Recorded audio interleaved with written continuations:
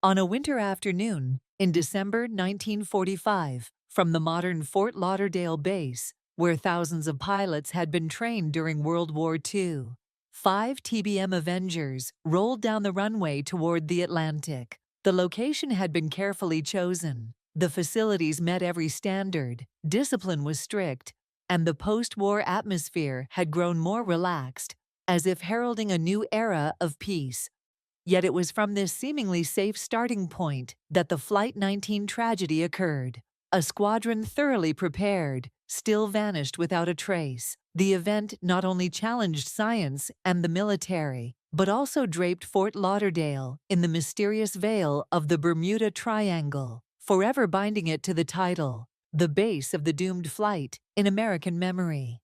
Before dawn, Fort Lauderdale is still steeped in the damp salt scent. Like a thin shawl draped over the sand, the eastern sea remains a dark expanse, with only the sound of waves knocking steadily against the shore, like the patient knocking of some ancient guest. From the west, the breath of the Everglades creeps through the reeds, carrying the smell of fresh mud and decayed leaves, blending with the sea breeze into something hard to name, half salty, half sweet, half delicate, half sharp.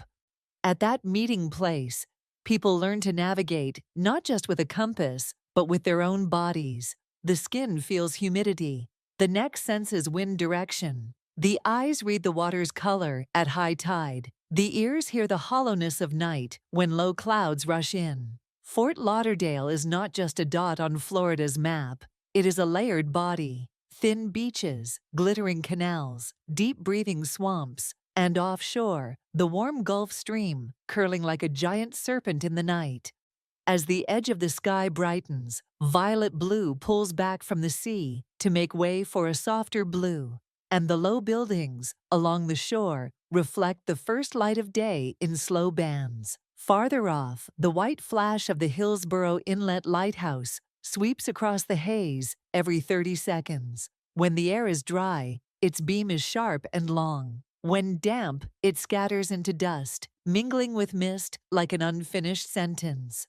That is the kind of light sailors understand better than anyone. It does not only guide, it signals the mood of the weather, an indirect cue, but enough to make a helmsman wary. From the control tower, the runway cuts straight, like a thick charcoal line across the ground, one end pointing toward the Everglades, the other sliding toward the horizon, where the sea begins. This is one of those rare positions where every takeoff feels like a jump from the world of soil to the world of vapor.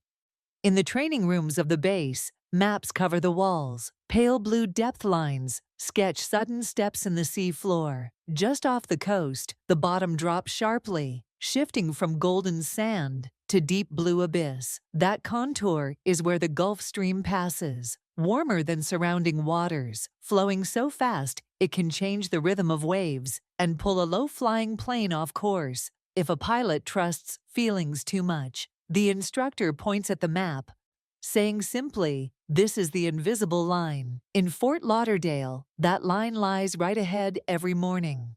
Tilt a wing, leave behind the bridges, canals, and sunlit hotels, and you enter a meteorological corridor ruled by warm water. On ordinary days, that very corridor can suddenly raise a vertical wall of cloud out of nothing. Close to shore, the intracoastal waterway winds like a silver rope, separating land from barrier islands. Bridges lift and drop with the rhythm of boats. Each time the deck rises from the road, traffic on land holds its breath, car engines fading, letting the wind whistle through leaning palms. For young pilots training with ground references, the bridges, marinas, and canals are a giant measuring stick. As long as they see them, they are still in the embrace of land. Lose them, and they have given themselves to the trackless blue.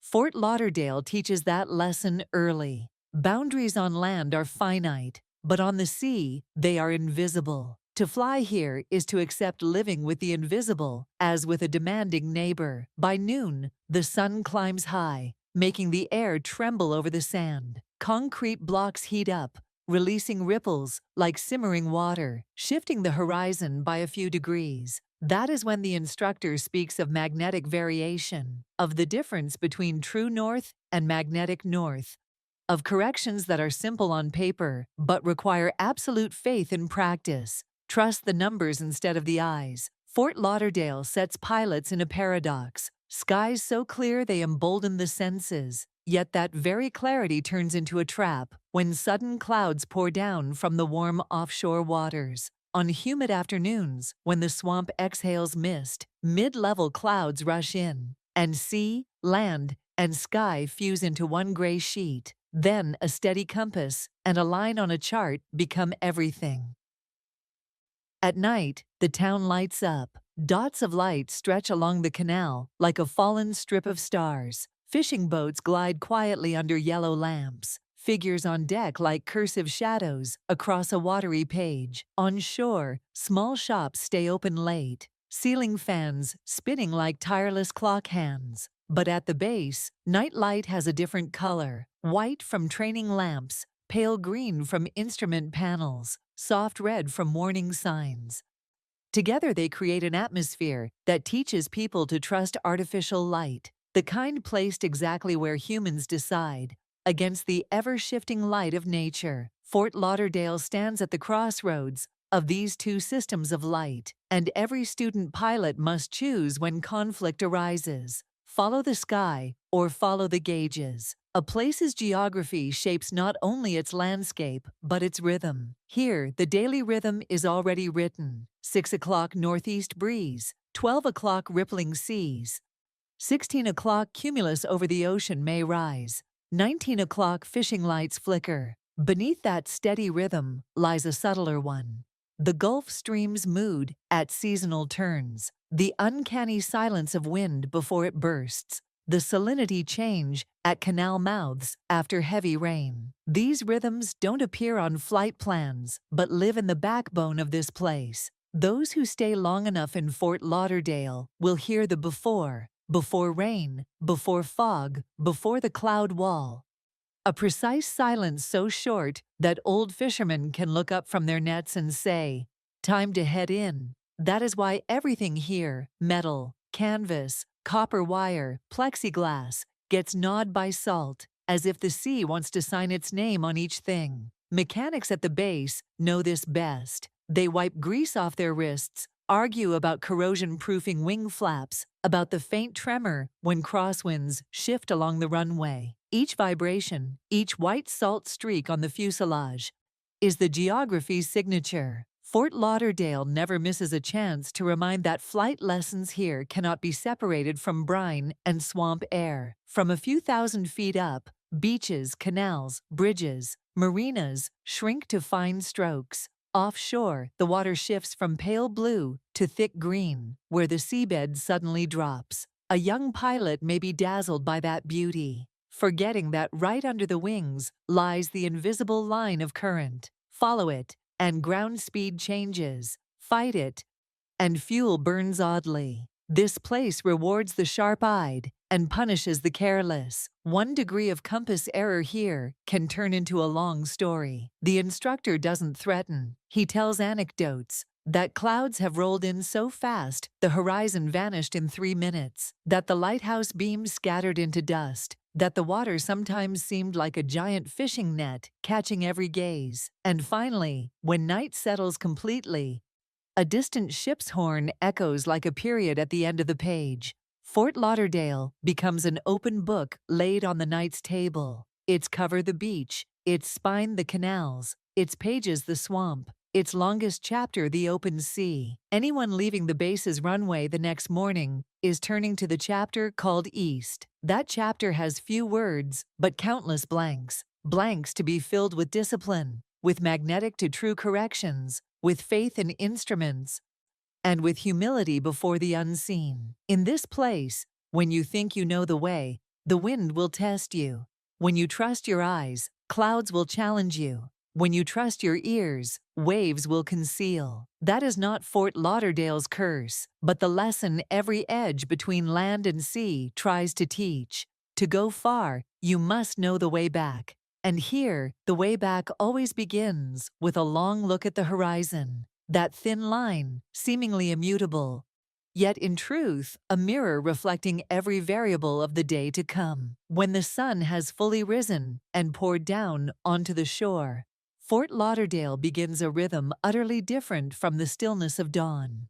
The crackling roar of engines from the runway spreads out, blending with the sounds of the city waking up.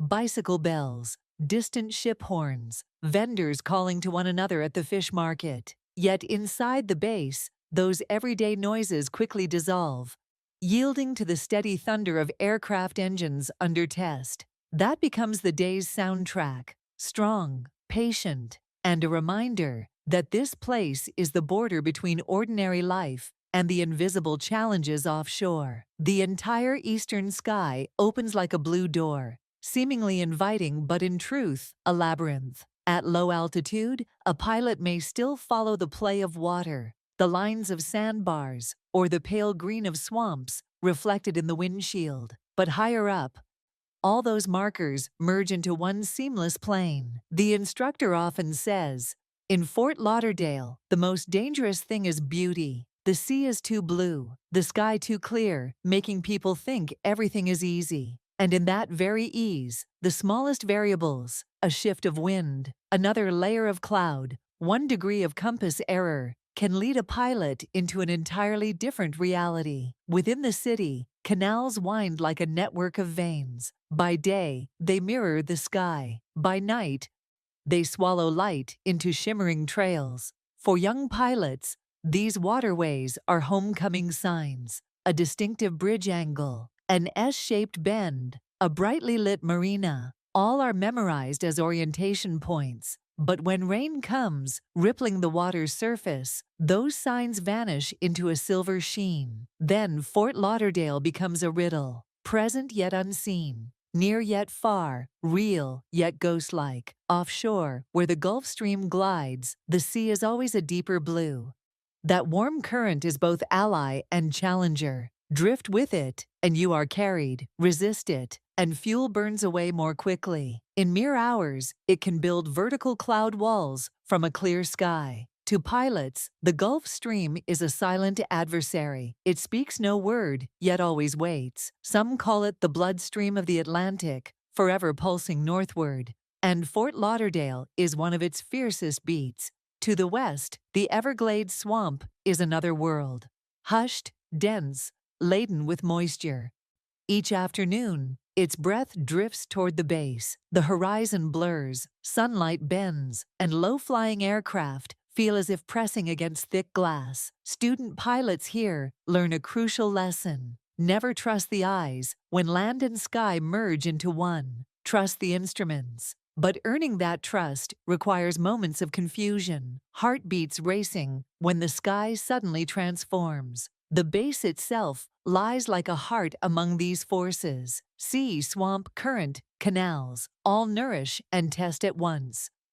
Mechanics wipe sweat from wings, knowing the thin film of salt is the sea's message. Instructors in the tower see a distant cloud mass that could stretch into a line within an hour. Young trainees, strapped tight in cockpits, feel the subtle tremor of the fuselage in shifting winds. Together, these details form one symphony. This geography is both teacher and trickster. The city of Fort Lauderdale, with its late-night cafes, jazz floating from wooden windows, and grilled fish at the docks, seems far removed from the base's sternness. Yet the two worlds mingle. After training, young pilots often walk to the canals, sit listening to music, breathing salt air. The city gives them a sense that ordinary life runs alongside challenge, that just a few streets away, the world can still be gentle, even as the ocean remains unpredictable. At night, the runway darkens, leaving only green and red navigation lights blinking. From afar, they resemble tiny watchful eyes. At a modest altitude, a pilot can see the city sprawled like a chessboard of light, canals gleaming like silver veins. But climb higher, and the lights smear into a blur. That is the decisive moment. Either you know the way back, or only the infinite sky remains. Fort Lauderdale, with its familiar yet perilous position, teaches that every journey seaward must include a journey home. and the return is always harder. Late nights in Fort Lauderdale carry a strange stillness, not quite peaceful, more like the pause in a score before the orchestra swells. The crash of waves eases, replaced by wind-rustling palms, and sometimes a distant horn calls like a summons from another world. From above, the city shines like an inverted star map, canals glittering as silver veins. Walkers below see only warm yellow lamps, but pilots aloft recognize signs, a secret alphabet of the ground. Geography transforms the entire city into a navigation tool, if only the observer knows how to read it. Yet this position also plays tricks. Let ocean clouds roll in, and the city lights smear into hazy streaks. When humidity thickens, they dissolve like ink soaking into wet paper. Then Fort Lauderdale ceases to be a star map and becomes a uniform darkness. In that void, every artificial marker, bridge, tower, canal, dissolves. Only the engine's drone remains, and full trust must be placed in the quivering compass and steady radio signals. Here, geography is not just a backdrop, but the main character, deciding whether a flight returns or disappears. As months pass, this place becomes an endless textbook. Trainees learn to read by scent, salt for the open sea, mud for the land. They learn to hear, waves striking differently with tide, wind whistling across wings to tell speed and angle. They learn to feel light, dawn's softness, noon's harsh glare, evening's slowing hand. And every sense must be converted into numbers, altitude, coordinates, bearings. Fort Lauderdale forces pilots to combine instinct with discipline, feeling with formula. Magnetic variation here is another riddle. The sky seems empty, but beneath its blue veil lie invisible magnetic lines. The compass is like a leaf tugged by unseen currents. One small degree of error, multiplied by dozens of miles, can push a plane tens of kilometers astray. Instructors often draw on the board, one straight line, one diverging by 1 degree. At first, they nearly overlap. Farther out, one line remains in Florida, while the other drifts into nameless seas. More than anywhere, this place shows the price of a single degree. But Fort Lauderdale is not only a threat, it also offers rare beauty. Each morning, the sun lifts from the horizon like a blazing orange sphere. Waves scatter its light into countless mirrors. Seabirds arc in curves, sketching soft lines against the runway's stern straightness. For young pilots, this is when they know why they chose the path, to fly within the vast canvas painted anew each day. Yet even at its most beautiful, uncertainty lingers, reminding that beauty and danger can lie only one gust apart. The fish port at dawn is another world entirely. Old fishermen sit mending nets, sharing ways to hear the sea through flesh. One says that with eyes shut, a deep breath tells him if he is near shore or far. Another swears that before rain, the smell of ozone pricks like needles. Such stories may sound worn, but they run alongside science at the base. The young pilots laugh, but after a few lost bearings, they see truth in the old men's words. Fort Lauderdale, somehow, compels people to learn from both textbooks and instincts, both charts and memories. At night, aircraft lift into the sky, their roar mingling with bar music by the canals and the insect chorus of the swamps. It is an orchestra with no conductor, yet everyone hears it. Here, land and water, people and nature, discipline and intuition coexist. Fort Lauderdale is a bridge, not only between shore and sea, but between reason and feeling, between the visible and the unseen. And that bridge shapes the harshest lesson for anyone heading off the runway into the Atlantic. Be prepared for the chance that everything you trust, eyes, ears, nose, even the compass, may betray you. Only one thing remains: the ability to return. Throughout World War II, Fort Lauderdale was not just an ordinary coastal city of Florida, but also one of the U.S. Navy's most important strategic training bases. From the early 1940s, as war spread across Europe and the Pacific, the U.S. military was forced to expand pilot training at an unprecedented pace. Thanks to its unique geography and easily developed infrastructure, Fort Lauderdale quickly became an ideal choice. Its long, flat coastline allowed for the construction of wide runways, while the tropical climate with many sunny days created ideal conditions for year-round training flights. Moreover, its proximity to the Atlantic and the Caribbean made it a gateway for training pilots for maritime operations, where the main enemy was the submarines and fleets of the Axis powers. Fort Lauderdale served as a comprehensive training school for many kinds of aerial missions. Here, pilots not only learned to take off and land, but also practiced overwater navigation, a survival skill when missions frequently took place over vast expanses of water, where there were no mountains or towns as landmarks. Training hours stretched from early morning to late at night, as trainees learned to read charts, handle radio signals, and especially rely on the magnetic compass to hold course. The U.S. Navy wanted to train a generation of pilots capable of operating independently, resiliently, and ready to face any sudden weather changes over the Atlantic. In the context of German U-boats operating aggressively off the American coast, these skills became all the more urgent. The Fort Lauderdale base was also designed as a diverse training center. In addition to runways and a control tower, it had classrooms for theory, navigation simulators, vast hangars, and even coastal areas for water rescue training. Hundreds of trainees from across the states poured in, forming a crowded and dynamic military community. When night fell, the small seaside city changed its face, from a peaceful resort into a training capital, with streams of people in uniform passing by and the drone of aircraft engines echoing from afar. Fort Lauderdale's wartime role thus went beyond a purely military function. It shaped the city's very rhythm of life, turning it into a crucial link in the United States' global war machine. One of the most critical missions at Fort Lauderdale was training pilots for bombers and anti-submarine aircraft. During World War II, the threat from German U-boats once cast transatlantic shipping into peril. The U.S. Navy needed pilots who could fly maritime patrol aircraft, drop depth charges, and protect convoys. At Fort Lauderdale, thousands of trainees became familiar with these tactics. They practiced long over-water flights, locating simulated targets, and coordinating with warships in anti-submarine exercises. Training scenarios were designed to mirror real conditions. Pilots had to learn to detect a target from nothing more than an oil slick on the surface or a trail of bubbles rising from the depths. Not limited to anti-submarine training, Fort Lauderdale was also notable for maritime reconnaissance instruction. Young pilots were drilled to observe the smallest changes on the sea's surface,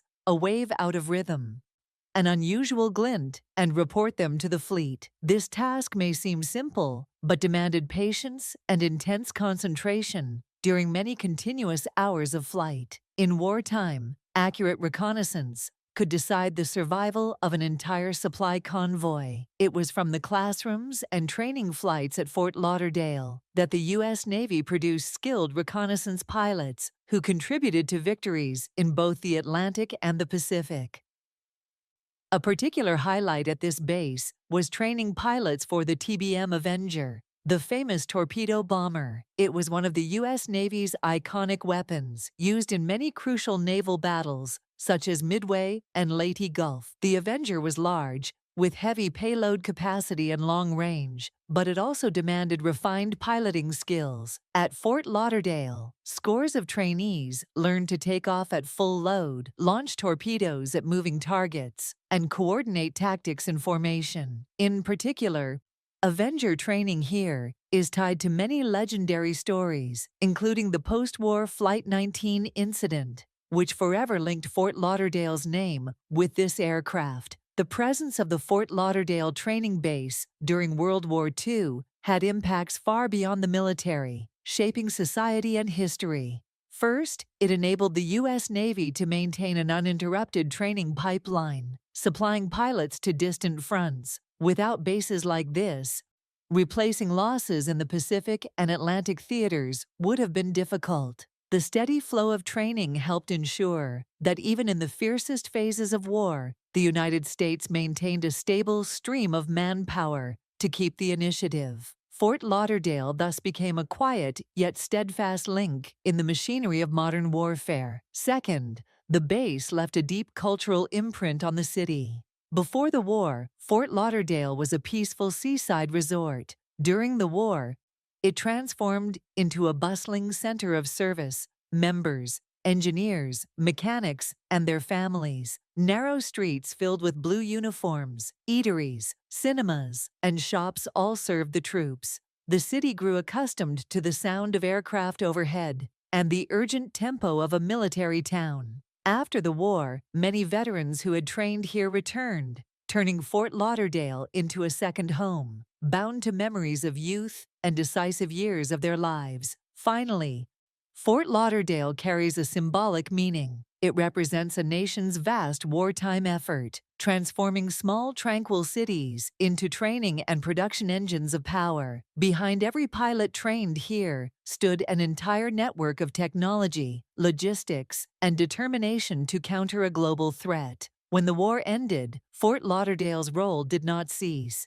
It continued as a keeper of memory, associated with legendary tales like Flight 19, and as a reminder to later generations that victory is forged not only at the front, but also on distant training runways. This is what makes Section 1.2, Role in World War II, a special chapter in the story of Fort Lauderdale. Practical in substance, yet laden with historical, cultural, and symbolic value.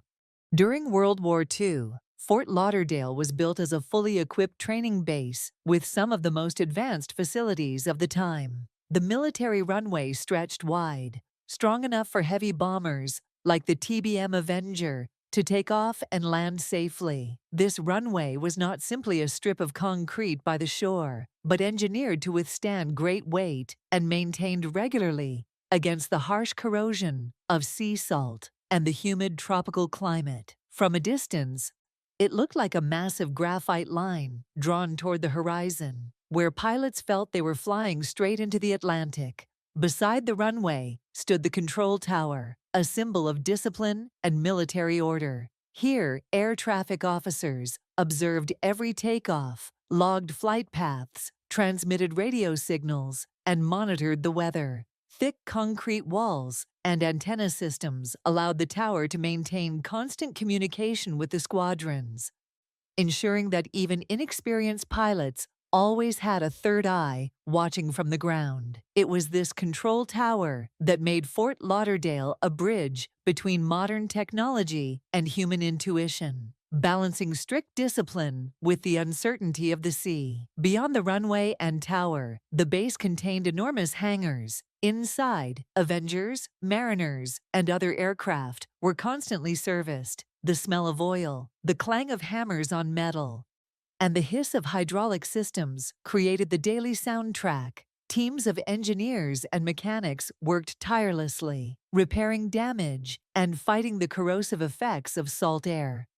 These hangars were not merely storage, but the technical heart of the base, where every propeller was balanced and every engine tested before pilots took their planes out to sea. Training at Fort Lauderdale was organized systematically into standardized exercises. Offshore, the Navy had established designated training zones, marked and divided into triangular, square, or circular routes. Each drill had a clear script. Take off from the base, fly a large triangle, make turns at set waypoints, then return. These flights not only sharpened piloting skills, but also tested navigation by magnetic compass, an essential ability in the trackless ocean. Flight 19, the later ill-fated mission, was in fact one of these very standardized exercises. Before that tragedy, hundreds of such flights had run smoothly.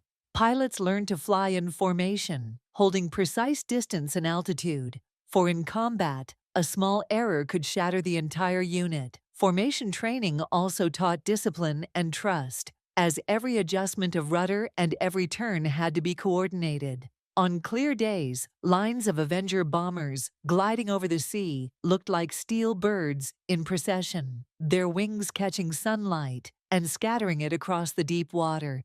There were also simulated combat drills. Pilots practiced mock attacks, dropping dummy torpedoes or bombs onto designated targets. Some flights coordinated with Navy ships offshore to replicate anti-submarine hunts, where planes had to detect submarine signs and release weapons. Each trainee endured long, tense hours, carefully recording every error. Failure in a simulation meant more hours of retraining. Success meant one step closer to the war front. Training was therefore strict, demanding, but it forged pilots of remarkable resilience. Life on the base reflected the rhythm of its facilities and training. Each day began with a bugle call echoing through the barracks. Pilots assembled in briefing rooms, where large maps spread across tables showed detailed flight routes and assigned missions. Then they moved to their planes, mechanics completing final checks, while the control tower confirmed flight plans with squadron leaders. A training day often lasted from dawn until dusk, sometimes continuing into the night to sharpen night flying skills. Outside of flying, pilots studied theory in simulation classrooms. They were taught astronomy, meteorology, and radio, essential navigation tools for long flights offshore. In the radio simulation room, the steady voice of the instructor broadcasted mock signals for students to tune and respond. In meteorology lessons, they learned to recognize cumulus clouds over the ocean, knowing a single cluster might herald a storm.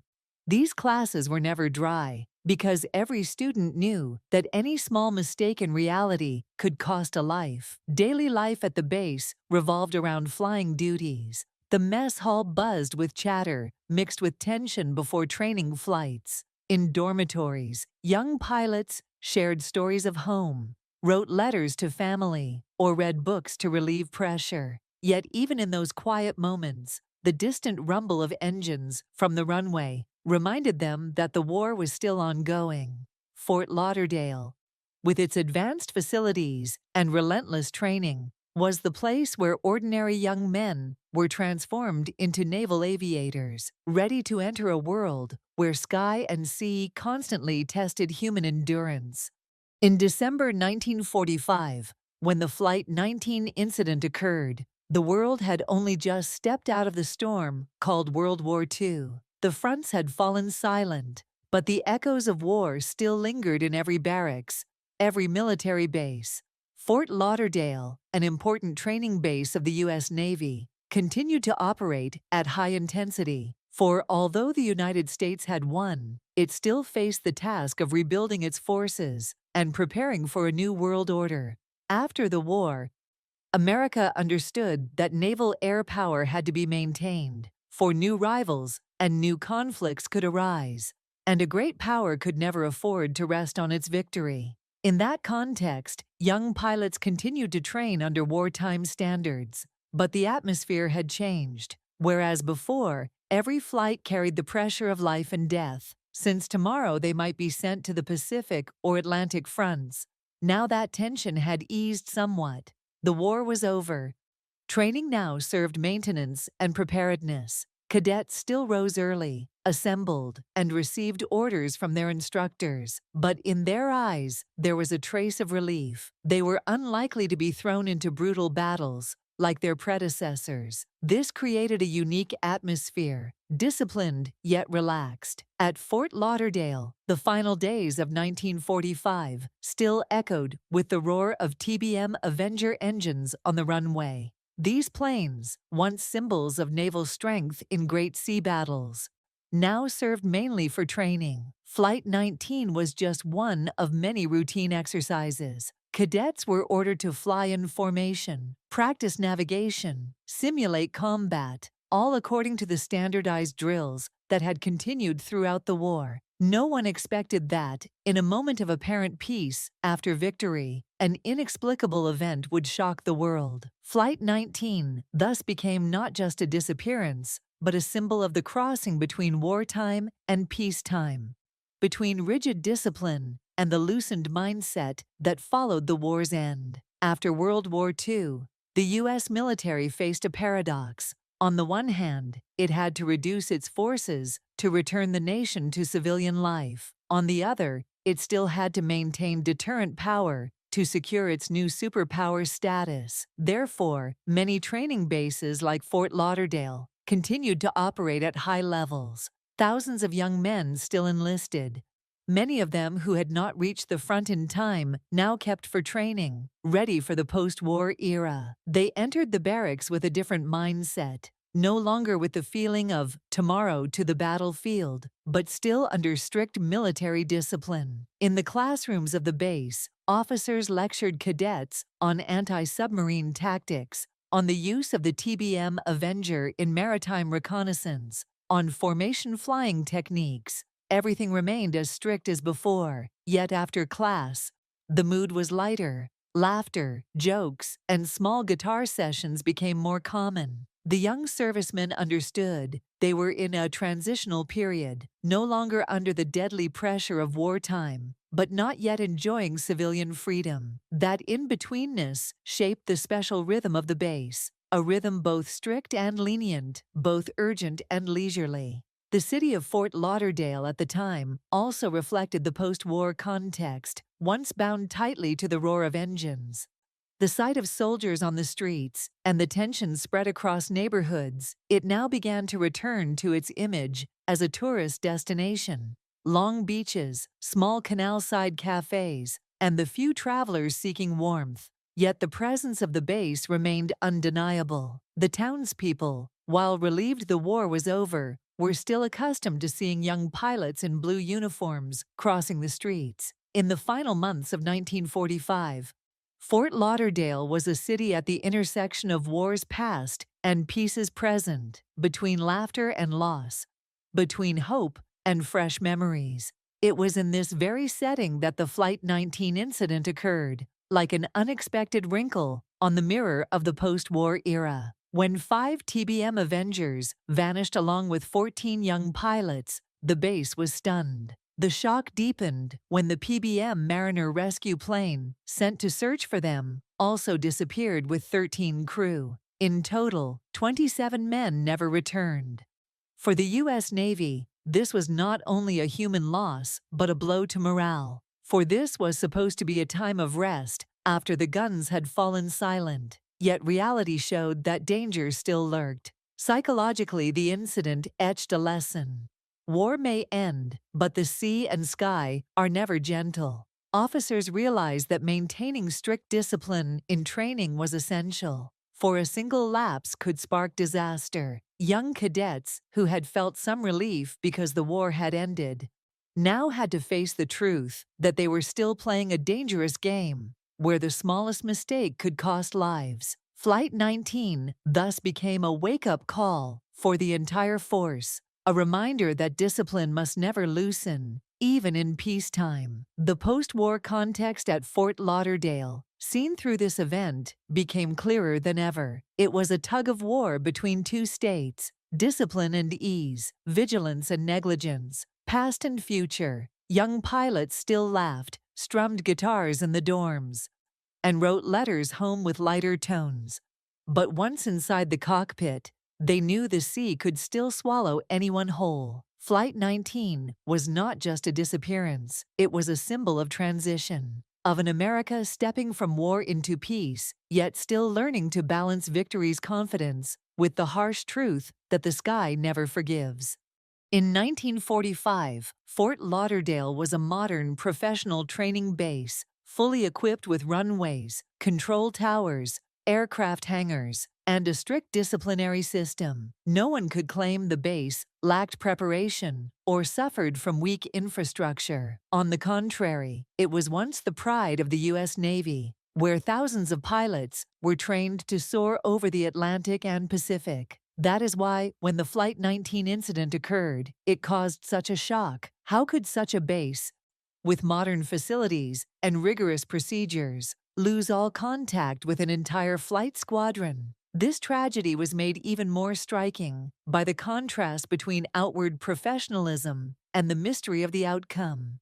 Everything, maps, compasses, radio signals, and flight plans, had been meticulously prepared. The pilots were not complete novices. They had been thoroughly trained and led by an experienced commander. Yet, within a few hours, all 5 TBM Avengers and their 14 crew members vanished without a trace. The incident raised not only technical and human questions, but also imprinted on the collective mind a sense of helplessness, that some mysteries lie beyond the control of science and the military.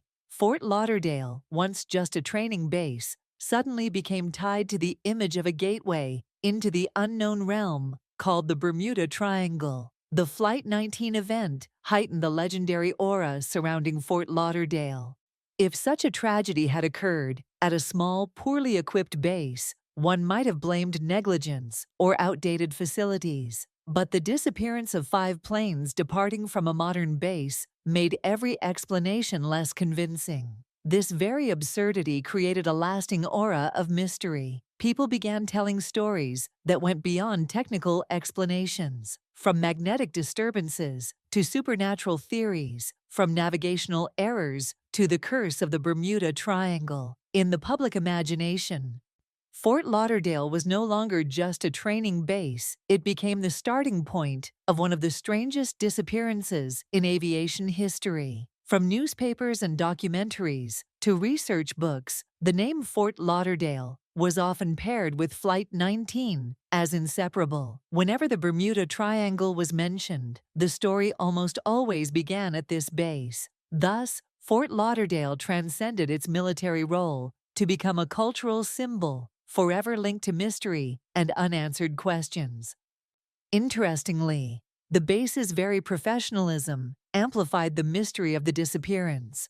The more thorough the preparation, the more modern the equipment, the harder it became to accept the loss. In the human mind, there is a paradoxical rule. Accidents in backward places can be explained, but accidents in advanced settings are more easily cloaked in the supernatural. Fort Lauderdale became a testament to that paradox. Since Flight 19, Fort Lauderdale has been permanently tied to the title, the base of the doomed flight. Even though the city and the base have continued to develop, the memory of 1945 endures in popular culture. Many books, films, and documentaries use Fort Lauderdale as the starting point for stories about the Bermuda Triangle. For many, this place no longer evokes only Florida's golden beaches and blue seas, but also the gateway to one of the 20th century's greatest mysteries.